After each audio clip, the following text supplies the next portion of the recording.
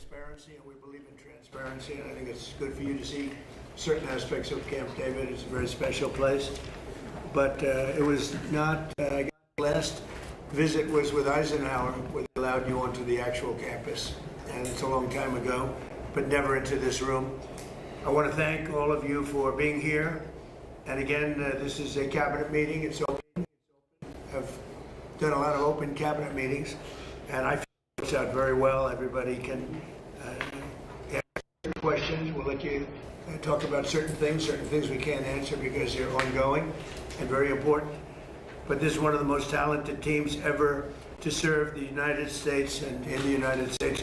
This is a talented group of people. Let's see, I'll go one after another. Yeah, it's a couple of steps, but that's okay.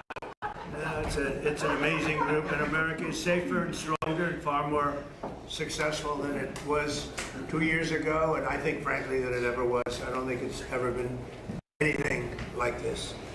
We're building more factories, plants in this country than we've ever built before, and we're going to be we'll be leaving this position. We're going to leave this country in very, very good shape. They inherited a total catastrophe.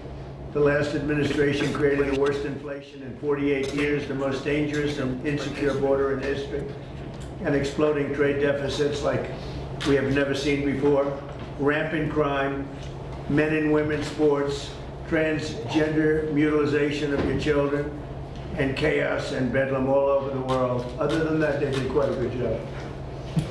In less than 18 months, we've turned around 4 years of disaster. We now have the strongest border in American history. We went from the worst border, I believe, of any country in history. 25 million people came through in 4 years. And these are people that, in many cases, you don't want. They were murderers, they were drug dealers, they were people that you do not want. But now we have the strongest border in American history, and for the last 15 months, the report just came out again, we've had no people coming in through our southern border, zero. And it's almost hard to say, because you'd say, is that even possible? They had 25 million people came in. We have no people coming in through illegally through our southern border. And that's in history, so think of that, zero, a big beautiful zero. The murder rate saw its single largest drop ever recorded to the lowest in 125 years. That goes back to, think of it, it goes back to 1900. Lowest murder rate in the history of our country. So that's something. Today, I just want to mention that we heard in Minnesota there was a cyber attack, and they blame it on Iran. I don't think so. I blame it on Minnesota because they're grossly incompetent. There was a cyber attack of 30 water plants, and I would blame it on Minnesota and the governor, the corrupt governor of Minnesota. They like to say, oh, it was Iran. Iran should be so lucky. Iran's got bigger problems than worrying about Minnesota. This month it was announced that inflation is dropping at the fastest rate in more than 6 years. Walmart, Sam's Club, Giant Eagle, and others are slashing prices by hundreds of grocery stores, and all of the stores, I mean, throughout the country, they're slashing prices, something that you haven't seen for a long time since my last administration. The stock market has set 73 all-time record highs since the election. That means all-time record highs, 73 days out of a very short period of time. And the typical 401k is up by more than $30,000. And when you think of that, if you add another $1,000 to it, it will be, we set the record in the last administration, a record still standing. This administration is going to blow my last administration away. When the factories that we're building at record, and we're not building them, all over the world they're building. They're coming from all over the world. They're coming from Germany with the cars. They're coming from Germany. They're coming from Japan, South Korea, Canada, Mexico. From all over the world, they're building auto plants here because otherwise they have to pay tariffs. The tariffs have made our country rich and successful. And all of this, I mean, I'd like to say it was the election. On November 5th, it was the election, and that's fine. But without the election, you wouldn't have what I've done economically. So we have the most successful environment that we've ever had. There's never been anything like it from the standpoint of investment into our country. It's 5 to 6 times higher than anybody has ever seen. than any other country, not just us, has ever had. On July 4th, we launched Trump accounts, a key provision of our great, big, beautiful bill. And these tax-free investment savings accounts have already been activated by over 7 million children. These are investments made in our future, which is our children. Our children are the most important aspect of our future, with more being added each day. So it's a tremendous hit. Over 7 million, and it really just got going, I would say, Scott, about 2 weeks ago when it was, we got the final approvals. And we have over 7 million. Actually, there's never been anything quite like that. But millions of accounts are pre-funded with $1,000 from the U.S. Treasury, or generous gifts from private donors like Michael and Susan Dell and others who have given billions of dollars, billions. People are putting up hundreds of millions and billions of dollars into it and buying really a great future for children. When they turn 18 or when they turn 21, instead of having no hope, no future, they will end up with hundreds of thousands of dollars and maybe even more than that. So it's going to be something to see. With modest additional contributions, they'll grow by numbers that it could be over $200,000. We're looking at the timeline. I wish we had an economy like we have now, with the stock markets going up, but they will benefit by our country being successful. And we're going to give every child a head start on the American dream.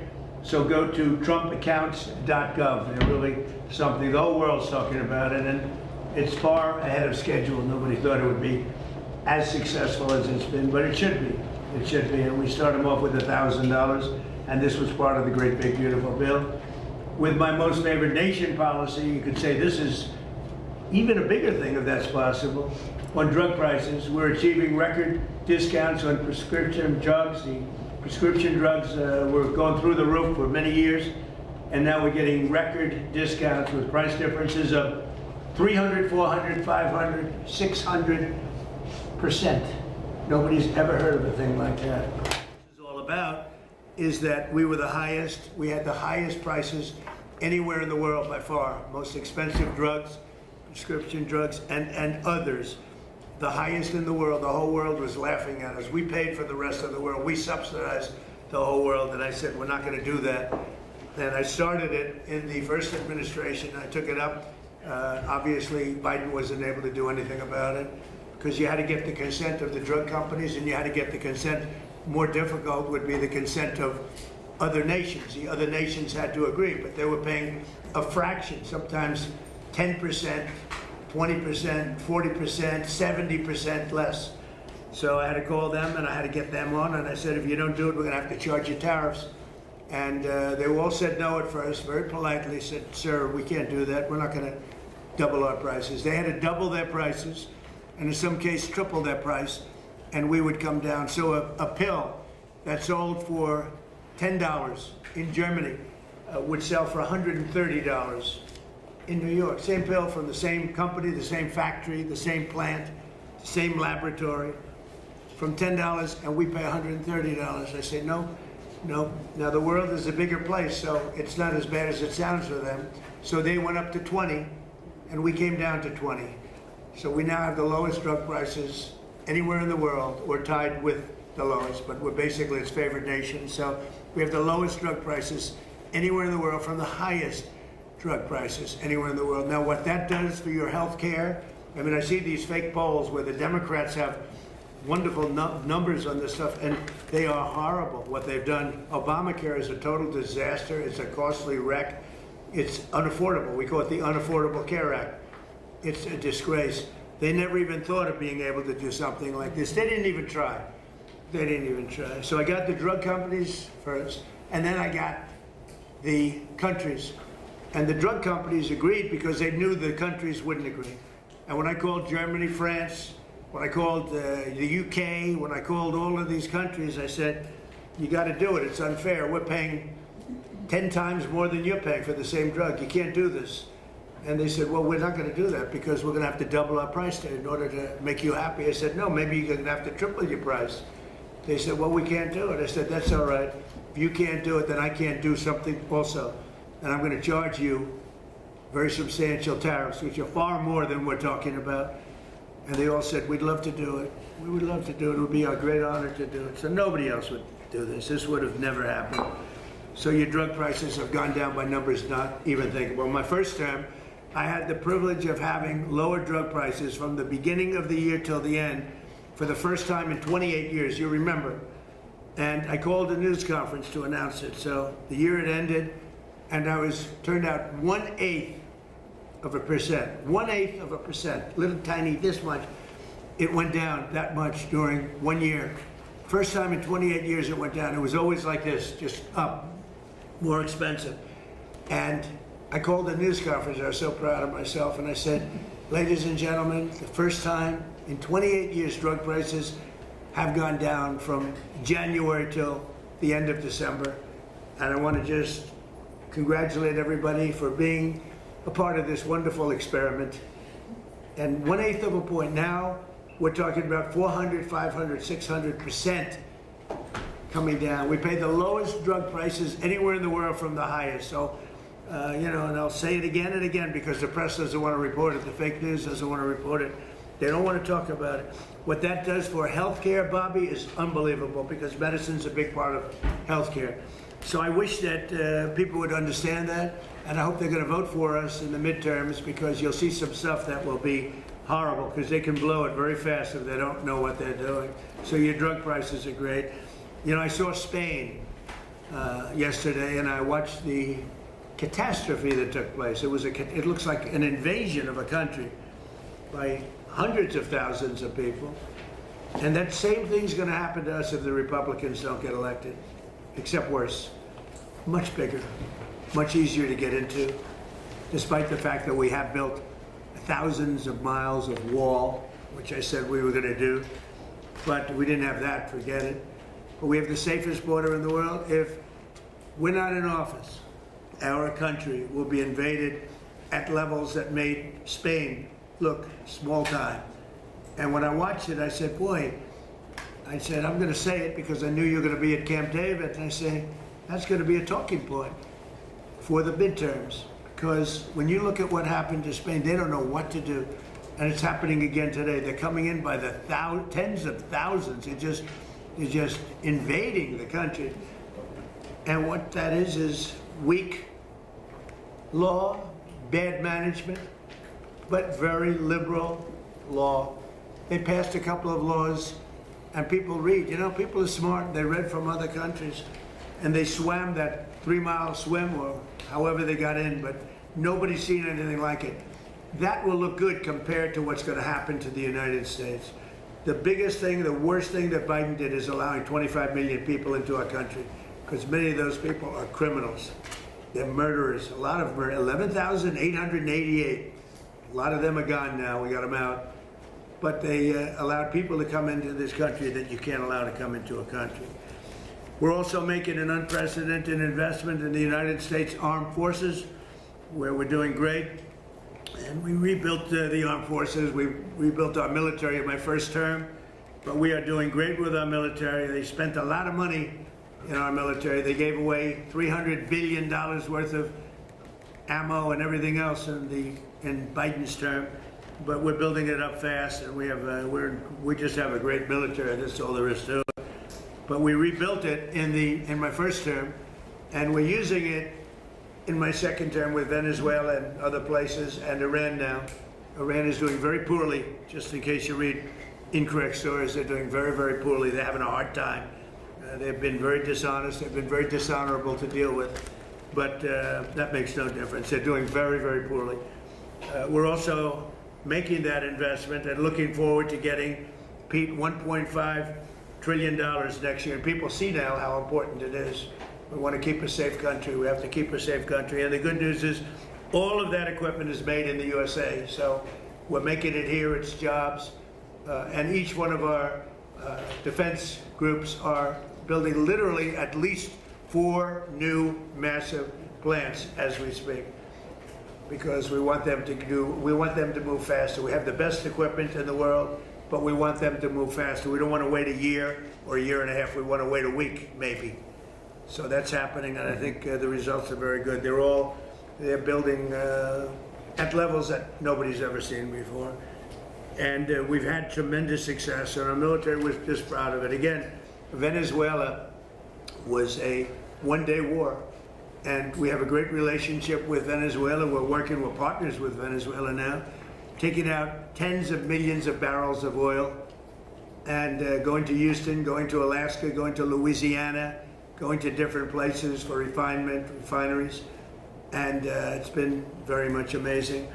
The administration has done more in 18 months than most administrations have done in 8 years if you had a two-termer. We've done more in 18 months than anyone's ever seen before. Nobody's ever seen. This is the golden age of America. And we have a war that's going on. I guess you call it a war. Maybe I call it a military operation, because they have no Navy. It's been obliterated.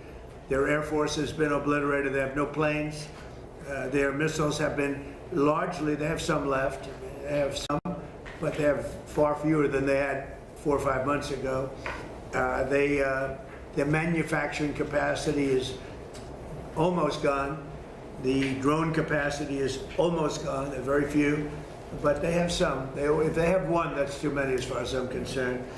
But we've done an amazing job with Venezuela. We've done an amazing job here. We're in there for 5 months. You know, I know people like to say, because we've done a much bigger job, much more important job than we originally anticipated.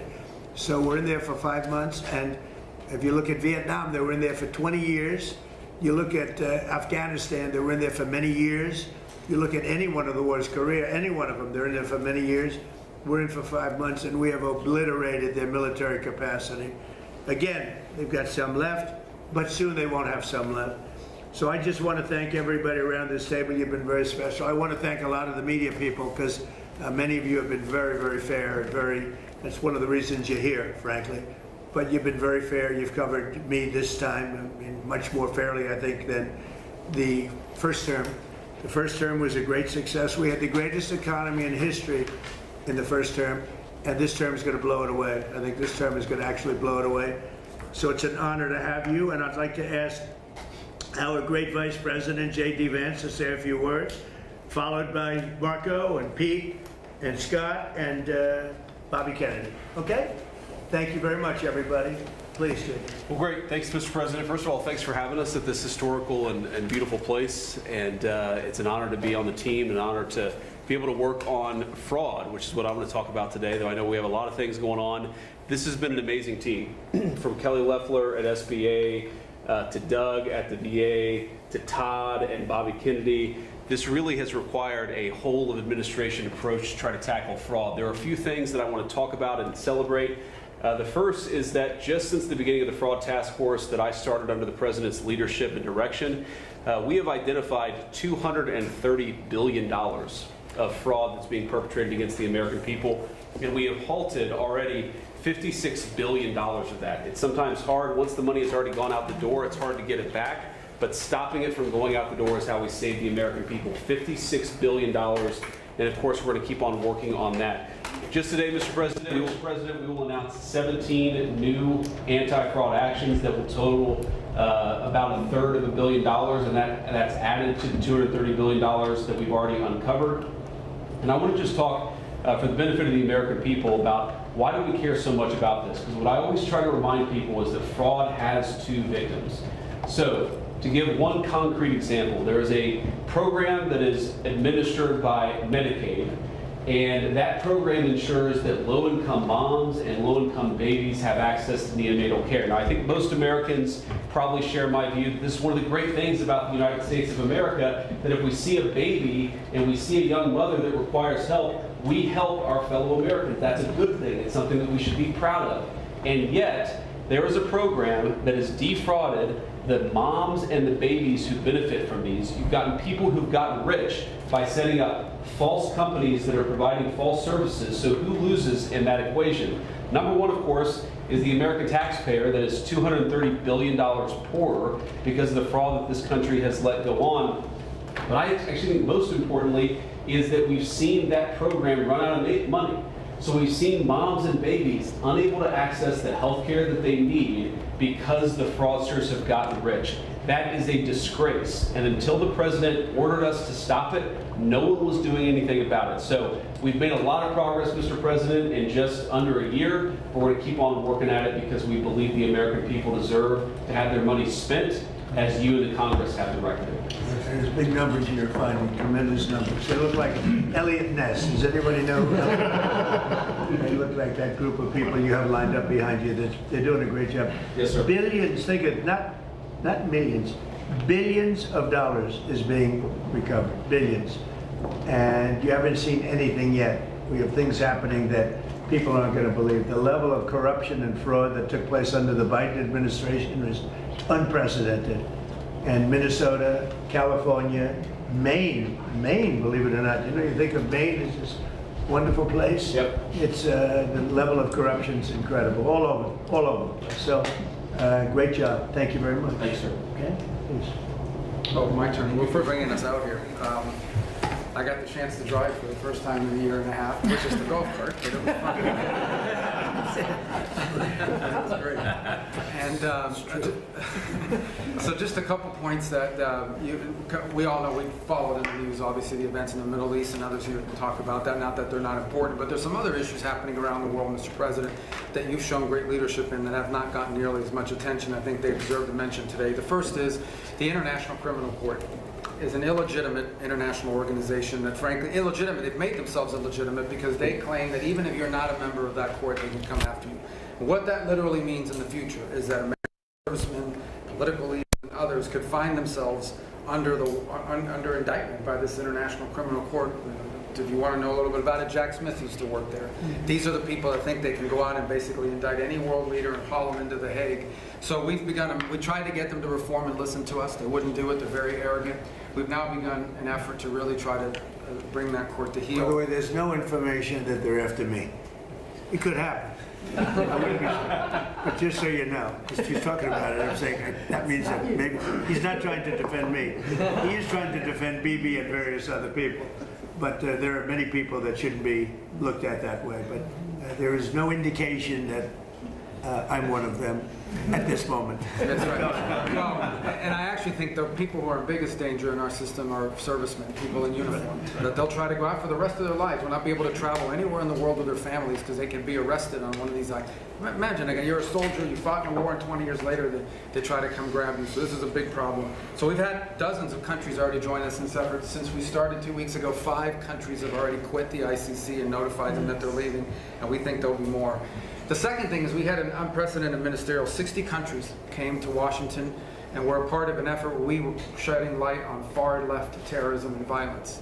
You know, the bomb goes off somewhere and it's tied to some right-wing group, or what I don't consider neo-Nazis right-wing, I consider them Nazis, right? But you're going to get a lot of attention on that. But if it's a leftist group, an Antifa group, that gets no coverage, or they ignore the ideological spin and the ideological reason behind it. So we got 60 countries came up here and hopefully creating a strong to go after far-left violent terrorism and go after it, call it by name, and I think we're building a very strong coalition there.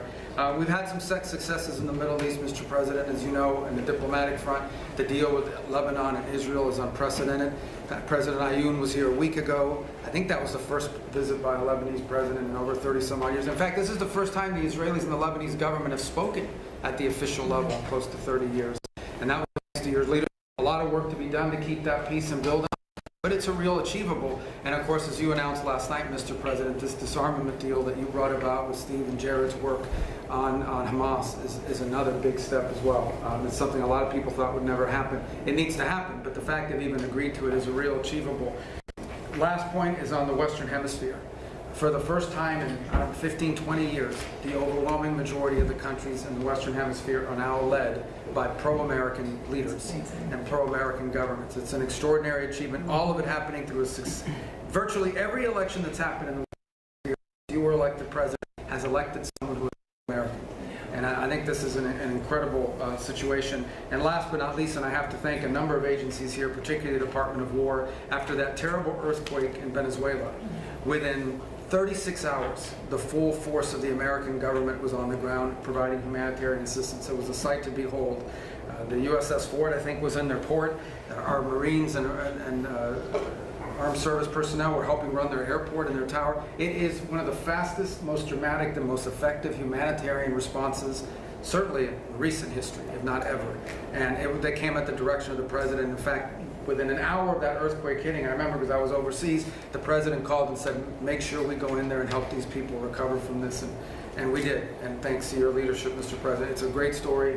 Enough needs to be told about it because the credit goes to so many agencies represented here today, but really the Department of War's effort was phenomenal. So thank you. Yes, sir. Thank you very much, Marco. And just before we continue, I want to just congratulate Jay Clayton. He's with us today, as you know. He just had a big victory. He's going to do a fantastic job. He's only done his whole life has been about doing a fantastic job. So congratulations.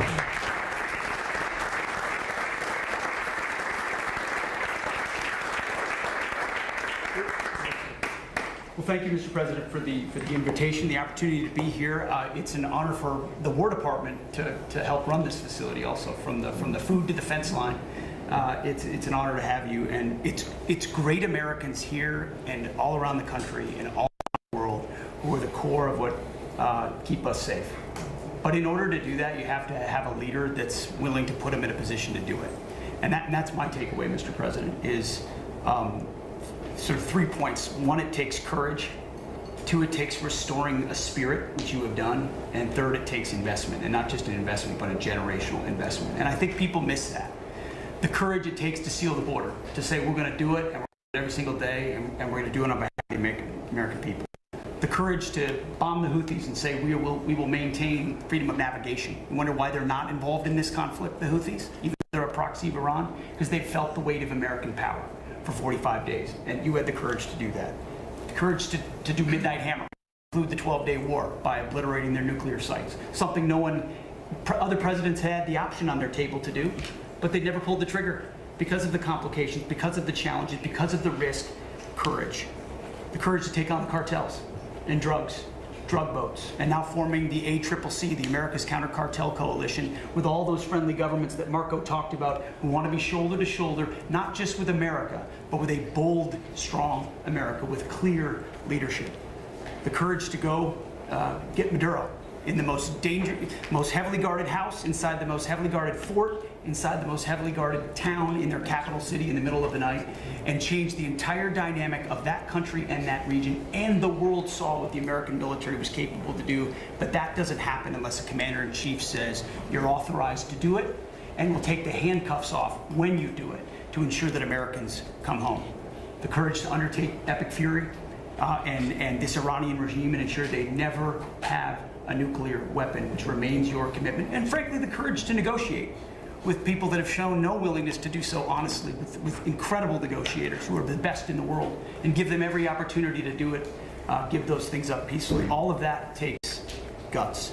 But that comes on the backs of the change in the spirit of our department. You talk about spirit all the time, and you're right to do so. When you rip out DEI, when you rip out social engineering and social justice, and you put in merit, and then you untie the hands of commanders to be commanders, to enforce discipline and accountability, to get back to basics, then you get historic re-enlistment inside our ranks. Our best people, Mr. President, are staying because they want to be in that kind of department. And then historic recruitment record amongst young Americans. Every month, our department breaks records. And when did that trend line start? On Election Day, 2024, when the American people said, I want to serve under this president. And that new name, the Department of War, has become the ethos, the warrior ethos of our department. Again, spirit. And I will note, the flyovers will indeed continue until morale improves. But that's also spirit. Parades, 250, flyovers, the American people seeing and feeling their military in ways they have not in the past. That's spirit. And then finally, Mr. President, a generational investment. You rebuilt the military in your first term, and you've spent in your first year $1 trillion, and now we are committed in working with Congress to get $1.5 trillion. But this is not the same way we funded our department in the past. This is a businessman in charge. This is a deputy secretary of our department who's a turnaround guy, just like the president is, saying we will not fund money, we will not fund the department the way we have in the past. In fact, so far, $75 billion in private investment from defense companies who are now investing in new plants, new equipment, new assembly lines to build the munitions of the future faster than ever possible. That's saving taxpayer dollars because the companies themselves are investing. That would never, the arsenal of freedom would never happen without you. So just like, we use a lot of the things Ronald Reagan's buildup was a part of, in this administration and in future administrations, they will look back at Donald Trump and the buildup that he has done, and that will be, the deterrence of the future will be established because of your investment. So thank you, Mr. President, for your leadership. Thank you. Scott, please. I'm honored to be here in this historic place as we celebrate our nation's 250th anniversary. And I think if we look back, whether our founders was President Washington, Thomas Jefferson, Alexander Hamilton could not have imagined the economy that we would have created. Mm-hmm. It is the envy of the world, and as you said, we have record investment coming in. We've never seen anything like it, and we're pulling away from the rest of the world because of your leadership, the policies that you did from day one in terms of digital assets, in terms of technology, and bringing back American manufacturing. You've done it again. You had the incredible economy during your first term, and we are seeing that carry over here, and it is in stark contrast to the Biden economy, which was government jobs, government spending, and high inflation, the worst inflation in 50 years. And that with the working families tax cut, which I will add, every Democrat voted against. Every Democrat voted against. It is the perfect barbell for this economy. On one side, you have full expensing for factories, for equipment, for farm structures. On the other side, your four signature policies, promises made, promises kept, no tax on tips, no tax on overtime, no tax on Social Security, deductibility of auto loans if you buy an American-made car. And the Americans are starting to feel it. Core inflation is low. Consumer confidence is strong. We have the highest consumer confidence, came up today, in 5 months, and Main Street is back. Small banks are lending, thanks to your policies. Small banks, community banks are lending again, and the Americans are starting to feel it. As you said, these Trump accounts are the most successful program launch in government history. We've had 7 million families sign up for them. We're going to get to open enrollment, and we will have 70 million families who have signed up for this. 38% of American families, households, have no exposure to our great equity market. And thanks to you, we're going to have an ownership society. An ownership society. You were one of the first presidents to create assets for the American people, not more debt. We had the biggest tax refund season ever. Trade deals, tax cuts, energy dominance, and the regulatory efforts. America is ushering in the greatest reshoring wave in our history. In June, our manufacturing sector expanded for the 6th straight month. We've got construction jobs, and those are going to lead into manufacturing jobs. We've got Main Street prosperity. Real wages are up $1,000. And sir, what you've done again too is the bottom 25% of wage earners, just like in your first term, are outperforming the top 25%. This is a working families administration. In the past year, that group had wage increases of 5.5%. They 3 times what the top end has done. So you've done it again, and these are private sector jobs we are creating. As you often say in these meetings, we could have created 1 million, 2 million government jobs, but we didn't. The private sector is creating. We've got incentives, we've got money coming in, and we are rebuilding. So, and then our energy dominance, thanks to you and these policies, you can come to the U.S., you can have regulatory certainty, tax certainty, and energy certainty, so it is the best place in the world to build your factory. And finally, I want to add, it has been a pleasure to be a part, or a privilege to be a part of, as we've gone from epic fury to economic fury, to constrict, on your orders, constrict the Iranian regimes, the financial tentacles all around the world. We started it, and on your orders, we started in March 2025. In December of 2025, the largest bank in Iran collapsed. The central bank had to print money, caused inflation. Now they got 180% inflation. They aren't able to pay their troops. And on your orders, we are searching for their assets all around the world, and that money will go to the Iranian people, Americans who have been harmed by the Iranians, whether the USS Cole or the barracks in Lebanon, or it will go back to when the Iranians attacked these ships coming out. So it's been a privilege to be part of that, and I look forward to the rest of it. Thank you. I want to just add that today there are more people working in the United States than at any time in the history of our country. We have more people working today than, well, think of that number. I mean, more people working today by far than at any time in the history of our country. So it's been something very special. Please. Thank you, Mr. President. Let me just take a moment to take note of the historical significance of this occasion. Before the press came in, you asked all the cabinet members who had been to Camp David before, and I think about 3/4 of them had. I raised my hand, but I haven't been here for 62 years. I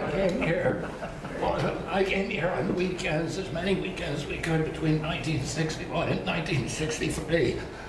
My father loved this place. My uncle loved this place. Nobody knows about this because it's not in the history books, but he was resentful at Dwight Eisenhower for renaming it Camp David. And if he had made it to his second term, he was going to rename it Shangri-La, which was the original name that Roosevelt had named it. But my uncle prided himself on being the most open, transparent administration in history. He was the first president to have televised press conferences. During his 1,000 days in office, he had about 30 press conferences.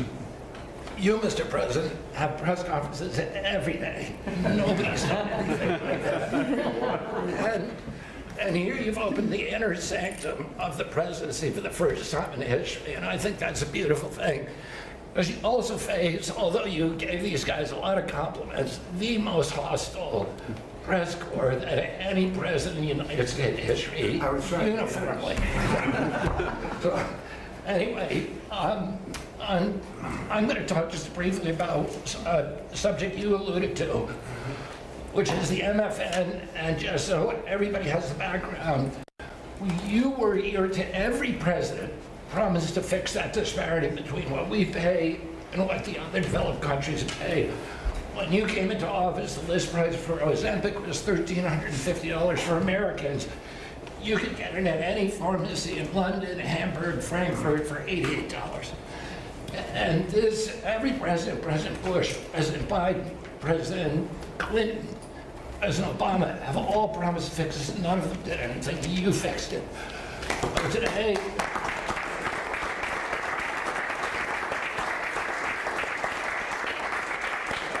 you leave office, assuming that's in 2028, 95% of the drugs that are available to Americans, they will be paying the lowest prices in the world. Trump RX, just in the short time since we put it out, has saved Americans $700 million. We now have 800 drugs on there. We have deals with Amazon, with GoodRx. We're adding more and more drugs every day, and I'll just give you one example. Praluent is a very popular cholesterol drug. Its list price is $522. That's what everybody is paying. We now have it on Trump RX for $237. That means that the 300,000 Americans who take that drug will be saving $3,700 a year on pharmaceuticals every year. And you can apply that across the board. This is going to change. It's making pharmaceuticals affordable, the most affordable in this country of any country in the world. Well, thank you, Mr. President. How are you doing on the autism research? We will have an answer for you. We just got... So important. Okay, we'll be talking about that. We'll be having something of interest. Such an important thing. There's a picture of your uncle right there on the wall. I know he's looking a handsome guy. And that's quite a picture. Did you see it? It's Yeah. out there. So maybe that gave me the idea to start out that way, but it's quite a picture. Any questions? Mr. President. We've seen these strikes between Iran and the United States for the past 2 days. How do you about reviving the ceasefire and getting diplomacy back on? Well, I think we just want to win. We just want to win. We're doing very well. We're trying to be nice as you can be in a situation like that. But they're being decimated. They have no Navy, they have no Air Force, they have no anti-aircraft. Doesn't mean they don't have any capability. They have some, but very little. We just want to win. We don't want to have them. It's very simple. They cannot have a nuclear weapon. Iran will not have a nuclear weapon, and they can't have a nuclear weapon. If they did, the Middle East would have been wiped out by now. If I didn't stop the JCPOA, the Obama deal, if I didn't tolerate that, they would have had a nuclear weapon. I believe Israel would no longer be with us in big parts of the Middle East and perhaps other countries. These people are crazy. So they cannot have a nuclear weapon, and they won't. Mr. President, Over the next 4 weeks, 8 weeks, we'll be hitting them. We'll be hitting them very hard. And at some point they're going to say, we just can't take it anymore. Mr. President, on the disarmament deal that you announced, do you have assurances from Israel that they are on board with this deal? And what comes first? Does Israel pull back and then Hamas disarms, or does Hamas need to disarm and then Israel leaves Gaza? We do have an understanding with Israel. Israel's very happy about it. Israel helped us. And they've been very good. They've been very good about it. Most people said that would be a deal that would be undoable. Now, will it go through its ups and downs? It's a very complex situation over there. The people are very complex and difficult. Many cases wonderful, many cases not so wonderful. But that will be it's a great breakthrough. Nobody's ever thought that would be possible, to disarm Hamas. That shows you how much success we're having with Iran. Because if you go 4 months ago, 5 months ago, a deal like that would have been impossible. So it's a big step for the Middle East, and people are really impressed by it, and they're surprised by it. And what comes first, Mr. President? What comes first? Did Mr. Infantino speak to you about their proposal to sell a stake in the World Cup, and is that something you support? About who? Did FIFA or Mr. Infantino speak to you about their proposal to sell a stake in the No, World I never Cup? spoke to him. Mr. President, you said this morning on Truth Social that victims of government abuse should be paid back. Yeah. Even if it's not the anti-weaponization fund, would you still want the acting attorney general to find a new way to do that? Weaponization against large numbers of people in our country by the Biden administration and by Obama, but by the Biden administration in particular in this case. But large numbers of people, their lives have been ruined, they've been destroyed, families have been, decimated, they've gone to prison for no reason whatsoever. There's never been a group of people, most likely, I can think of a couple that were treated pretty badly, groups, but there's essentially never been a group of people treated so badly as these people. And this fund was not for me. This fund was for those people that have been weaponized, that have been abused. Now, I was abused. They attacked my house, Mar-a-Lago, where I live, and I was, big damages should have been given to me. I don't want anything. I'm not talking about myself. I think that there's a group of people in this country, history will show, that were treated like nobody else has ever been treated. So badly, so horribly. Their families have been ruined. Many, many suicides. They've committed suicide. People that were very successful that wanted to go to a rally or an event and ended up spending the rest of their lives in horror. No, so you can say what you want about the fund, and they've agreed to not have a fund. But there are a lot of people that are very upset about it. A lot of Republican people, a lot of Democrat people are very upset about it. A lot of people were covered. I wasn't covered by that fund. I don't want to be covered by the fund. I probably was abused more than anybody in the history of our country.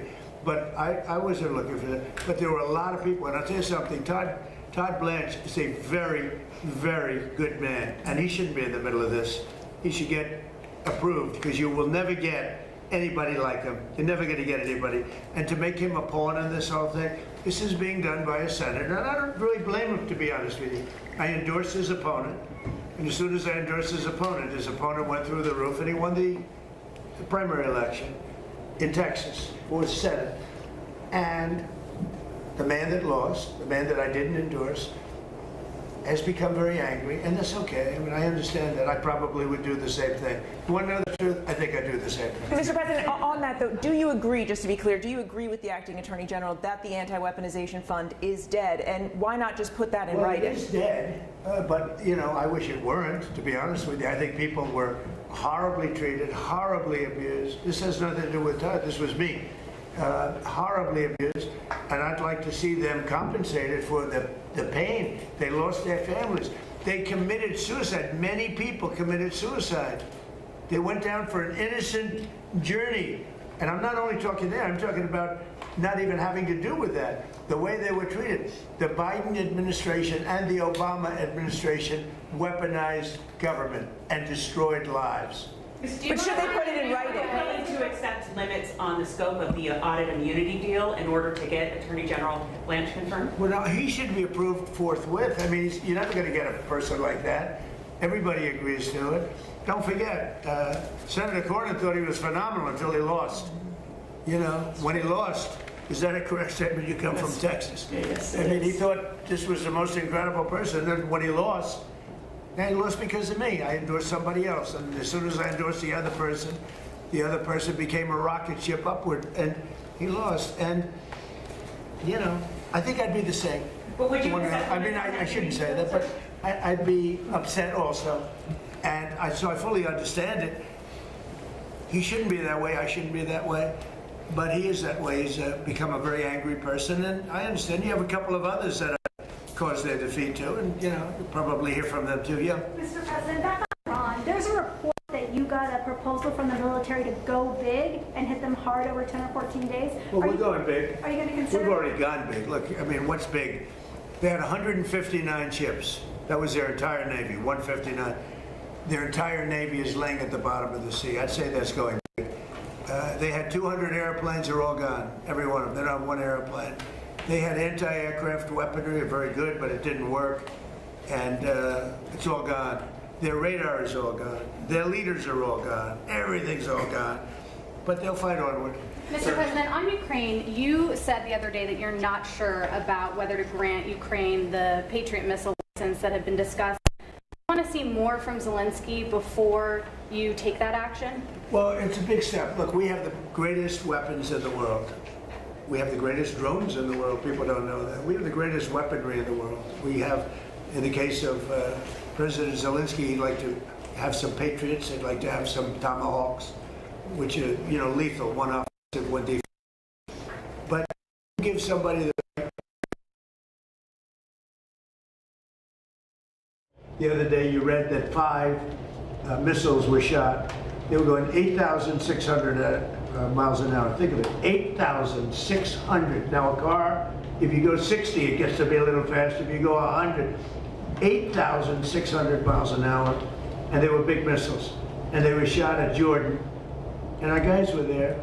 Bing, bing, bing, bing, bing. 5. Bing, bing, bing, bing, bing. Right? I don't want to be minded. I had to be very careful. That would have been a great soundbite. There were 5 missiles, and we shot all 5 down before they got close. Nobody else has that capacity. These weapons are incredible. We have to be very careful about letting somebody build them. You know, it's very important now. We are building many plants now to make those, and the Tomahawk missile is the most incredible thing. You can go into a doorway, you can put it through a window of a house. Nobody's ever seen anything like it. You have to be very judicious, but you have to be very careful. Now, we have not agreed to that. We're talking about it, but it's a hard thing to give away that kind of technology. And I don't think this would ever happen, but you know, those people that you give that technology, they can someday turn on you. You know, that is possible. You look at war, it's happened a couple of times over the years, right? So we have to be very careful. I mean, we guard that. We have the greatest military in the world, but we have the greatest weapons in the world. Now we have to make them a little bit faster because we've given a lot away. You know, President Biden, unfortunately, gave a lot away to Ukraine, and he gave, so did I. I mean, I gave them the javelins, the tank busters. Without the javelins, that war would have been a one-day war. It would have been over. They wiped out the tanks going up to Kiev when they got stuck in the mud. They had a general that decided to go through the mud instead of going up the highway where they were going very nicely. It would have been over, but no, I gave them the javelins. The javelins are unbelievably. We have the greatest weapons in the world. We have to be very careful about giving out the secrets to those weapons. And they're not, you can't copy them. It's a little like NVIDIA. They have a chip. They say you cannot copy it. The complexity is so great you cannot. You know, most things you copy. China's known for it, other countries, we do something, and I guess we copy also. You can copy pretty easily. There's a chip that they made, their ultimate chip, and they always have the ultimate chip. And I say, well, why doesn't somebody copy it? Because they can't, the complexity. They can't copy our weapons. We have the greatest weapons in the world, many of them. Those are just 2 or 3 that I mentioned, but you cannot copy them, so we have to be very careful. Mr. President, Iran. As Hamas disarms as part of this plan, who do you see as taking possession of those weapons that they have? Does that go to the new government? It's going to be the Board of Peace, mostly. It's going to be run by the Board. This Board of Peace has been it's led by some amazing people. Board of Peace. On Iran, Mr. President, you said they do have some capabilities left. Should Americans be prepared for these back and forth attacks to continue until Iran simply isn't able of striking back? They'll get weaker. They'll get a little stronger maybe now, but they'll get weaker, and then they peter out. Yeah, sure, I think so. I mean, it'd be foolish to say no. You know, you always have to keep your guard up. What is the status of talks? Who from the administration is talking to the Iranians? But they break their word so often. Steve is talking, Jared. We have very good people. JD's involved, very strongly involved. We have great people talking. Marco's involved. Because they say talks aren't happening. Very good people. We have the best people. But they'll make a deal. As an example, we'll talk about nuclear. And we'll be in there talking about nuclear for 7 hours. I say, why do you need 7? You can take 10 minutes. You have 5 minutes. You should solve it. But 7 hours. And then they'll go out, and I'll say, they discuss nuclear. And they'll go out and they'll say, we never discussed nuclear. And I say, why do they say that? All they do is make me angry. You know, you just make me angry. Any other questions? Do you believe that you can reach a deal with Iran, given that you talked about how disloyal they are? I'm losing faith in them because they do lie and they do misrepresent. Well, the other day, the 5 missiles were shot.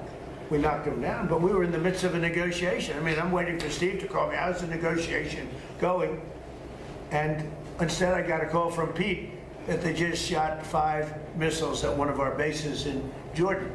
And we have bases in Jordan. Fortunately, our people operated the equipment. It's also very complex to operate. You know, you talk about the equipment. It's you have to be, oftentimes you see, when did you go to school? MIT, Caltech. I mean, you know, they go to schools that are not as normal for the military, to be honest with you. We have unbelievably brilliant people operating that equipment. And when you don't, you know, the equipment, the shots miss, the safety misses, or the accuracy misses. We have unbelievable people. Think of it, we had 111 at one point, a couple of months ago.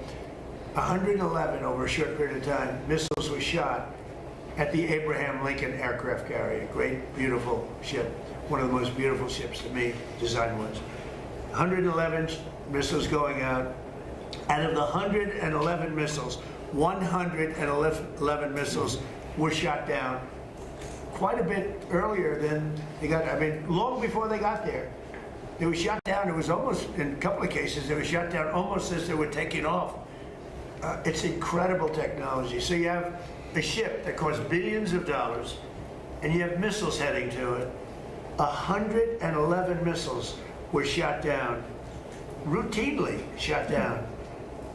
And I spoke to the people. I like to reward people. I call them up. I'm the president. And they were cool as a cucumber. Mr. President, the last 2 weeks of strikes by CENTCOM has said that those were meant to degrade Iran's ability to disrupt the Strait of Hormuz. And how many more strikes will it take to significantly? Well, you never know. Look, I mean, most people would have given up by now. You know, they've got no Navy, they got no Air Force. So most people would have given up. They haven't. So I give them credit for that. I mean, they're known as being tough. They're tough. Back on Ukraine, what did you tell President Zelensky about the Patriots? Did you explain all that to him? I did. I spoke about Patriots. I spoke to him about Tomahawks. I spoke to him about everything. I also spoke to him about, let's get this war over with. So last month they had 25,000 people. It's averaging about 25,000 people a month die. mostly soldiers, almost entirely, but you know, missiles are hitting areas also, but mostly soldiers. They had 25,000 soldiers. The month before that, it was 32,000 soldiers. I said, you got to get this war over with. I think he wants to make a deal, and I think Putin wants to make a deal. But there's a lot of dislike, as you probably noticed. He seems very reluctant to make concessions, President Putin. Well, nobody wants to make concessions, but they're both going to have to make some concessions. I mean, you got to make a deal. 25,000 young, beautiful people, soldiers, mostly soldiers, are dying a month. It's, I ended 8 wars. That was the war I thought would maybe go first. And it really hasn't. It's gone last. I mean, I ended wars that were, in theory, much more difficult to end. We had a couple that were into the 30-year category. Well, the Congo, look at the Congo and Rwanda. That was our nasty war. And peace, I don't know how long that was going to stay, but we ended India, Pakistan. 11 planes were shot down. That was raging. That was good. I used tariffs. I said, if you're going to go to war, 250% to each of them. And they screamed and yelled and were very angry. They were both angry about it. And a day later they called and they said, we will not go to war. I mean, I ended up, and the Prime Minister of Pakistan said I saved 50 million lives. Because that's 2 nuclear powers, serious nuclear powers. Thank you very much, everybody. Thank you. Can you rule out that Iran is behind the water attacks? Can you rule out that Iran is behind that cyber attack? I don't. No, I think that Minnesota is behind it. You know who's behind it? Minnesota, because they're grossly incompetent. I think the governor's behind it. I don't think there was an Iranian cyber attack. I think that Minnesota ought to get its act together. It's one of the worst run states. JD will tell you. He found tremendous corruption in Minnesota. Yes, sir. And by the way, just gave me a report. Massive future things having to do with corruption in Minnesota are happening right now. Thank you very much. Have you talked to Senator Fetterman about leaving Canada? Thank you, guys. Thank you. Thank you.